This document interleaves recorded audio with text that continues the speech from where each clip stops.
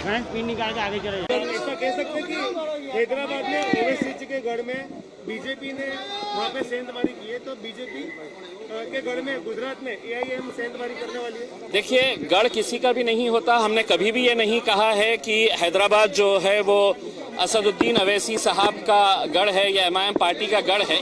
वहाँ पर हमारे चाहने वाले थे और MIM पार्टी जो है वो एक शहर से शुरू हुई थी। हम कोई राष्ट्रीय स्तर की पार्टी नहीं थे, लेकिन जैसे जैसे लोगों का रिस्पांस, लोगों का विश्वास और लोगों की मोहब्बत बढ़ती जा रही है, हमको ये उत्साह मिल रहा है। आज हम गुजरात इस देश का हिस्सा नहीं है, भारत देश का हिस्सा नहीं है। हमको भी अधिकार है, जिस तरह अलग अलग राजनीतिक पार्टियां आकर अपना नुमाइंदा वहां पे तय करती है, हमको भी अधिकार है और उसी अधिकार का इस्तेमाल करते हुए हम आज गुजरात में आए हैं।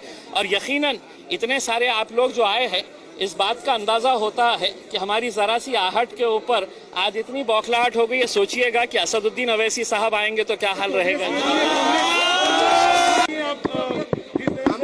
एयरपोर्ट पर अब आए हो, गुजरात का प्रवास है आपका, कितने दिन का ये प्रवास है और क्या मकसद का ये प्रवास? देखिए, हम समझते हैं कि पिछले कई सालों से जो गुजरात के आवाम की जो एक ख्वाहिश थी कि मजलिस इत्तेहादुल मुस्लिमीन MIM पार्टी भी गुजरात में आना चाहिए, वो ख्वाहिश अब पूरी होने जा रही है, क्योंकि बैरिस्टर असदुद्दीन अवैसी साहब ने और हमारे BTP पार्टी के जो अध्यक्ष है छोटू भाई वसावा साहब, ये दोनों ने तय किया है कि आगामी चुनाव में ये साथ में मिलकर चुनाव लड़ेंगे। और जब से ये घोषणा हुई है तो आप देख सकते हैं कि पूरे गुजरात के अंदर जिस तरह का माहौल है और जो रिस्पांस है यहाँ की जनता का, तो यकीनन हमारा भी उत्साह ये बढ़ाता है। और हम गुजरात को एक बहुत अहम सेंटर मानते हैं, एक बहुत अहम राज्य मानते हैं, क्योंकि यहाँ पर कुछ राजनीतिक पार्टियों ने ये समझ के रखा है कि ये हमारा गढ़ है और इस गढ़ को कोई हिला नहीं सकता है, इस गढ़ के अंदर कोई आ नहीं सकता है। हम आए हैं लोगों के बीच, लोगों की मांग के ऊपर। लोगों ने ख्वाहिश जाहिर की थी कि बैरिस्टर असदुद्दीन अवैसी साहब ने गुजरात में आना चाहिए। इसी के तहत हम लोग यहाँ पर आए हैं। आज बड़ौदा में रहेंगे, जितने भी जिम्मेदार लोग रहेंगे उनसे मुलाकात करेंगे।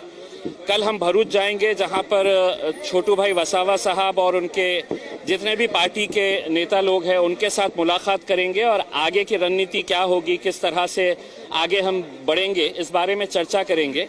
और फिर परसों के दिन हम लोग सूरत में दिन भर जो गुजरात के अलग अलग इलाकों से लोग आना चाहते हैं, मिलना चाहते हैं, चूँकि ये 3 दिन का दौरा है और बहुत सारे लोगों की एक ख्वाहिश थी कि हमने अहमदाबाद भी आना, गोधरा भी आना, अंकलेश्वर भी आना, लेकिन ये एक प्राथमिक हमारी मीटिंग है। और इसके बाद लगातार MIM पार्टी के जितने भी देश भर के वरिष्ठ नेता हैं, सभी लोग लगातार यहाँ पर आते रहेंगे।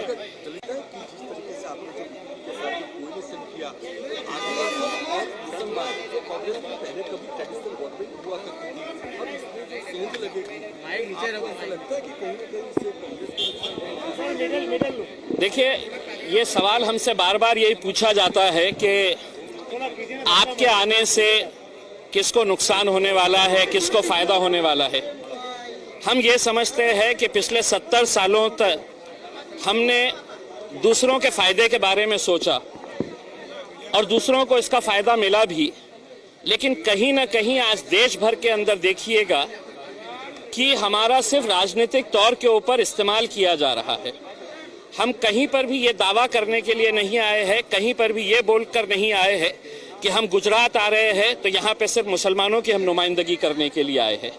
यहाँ पर अगर ट्राइबल्स है, दलित है, पिछड़े वर्ग के लोग हैं, यकीनन मुसलमान एक बहुत बड़ा तबका है, क्योंकि देश में मुसलमानों के साथ जिस तरह का रवैया किया गया है राजनीतिक तौर के ऊपर, कि यहाँ पर हमको सिर्फ एक रबर स्टैम्प की तरह इस्तेमाल किया गया था, लेकिन राजनीतिक हमारा जो प्रतिनिधित्व होना चाहिए था, जो रिप्रेजेंटेशन होना चाहिए था, वो रिप्रेजेंटेशन नहीं मिल रहा है।